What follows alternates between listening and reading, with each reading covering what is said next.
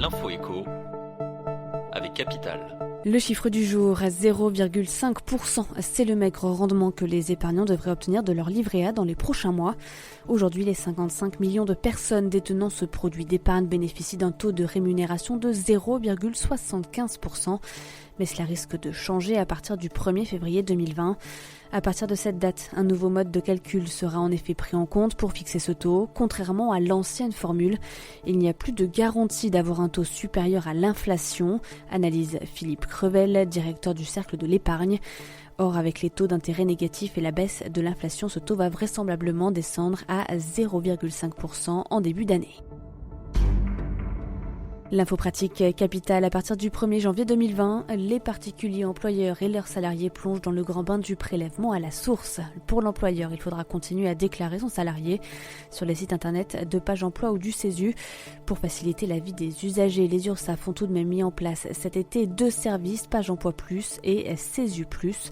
En activant ces fonctionnalités, ce sont les URSSAF qui s'occupent de prélever la rémunération sur le compte de l'employeur, de la verser au salarié, ainsi que le montant de son impôt à l'administration fiscale. L'employé n'a rien à faire. Retrouvez toutes les infos sur le site de capital.fr.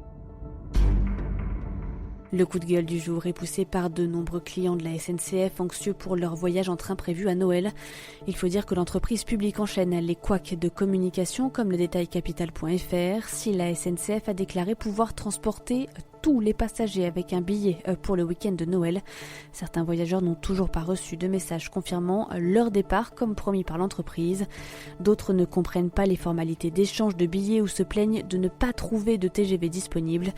Autre problème, la SNCF n'a confirmé que les billets allaient des trains, de quoi laisser planer un sentiment d'inquiétude et de mécontentement parmi les usagers. On termine avec les aéroports français qui affichent le plus d'annulations de vols en 2019. C'est une étude d'AirHelp qui aide les voyageurs à obtenir une indemnisation après un vol retardé, annulé ou lors de refus d'embarquement. Selon la société, ce sont sans grande surprise les 2 aéroports parisiens de Roissy-Charles de Gaulle et d'Orly qui tiennent le haut du classement. L'entreprise a étudié les 10 plus gros aéroports français hormis celui de Marseille, faute de données fiables. Suivent donc Lyon, Saint-Exupéry, Nice et Toulouse. Au total en France, 5800 vols ont été annulés entre janvier et novembre 2019. C'était l'info écho avec Capital.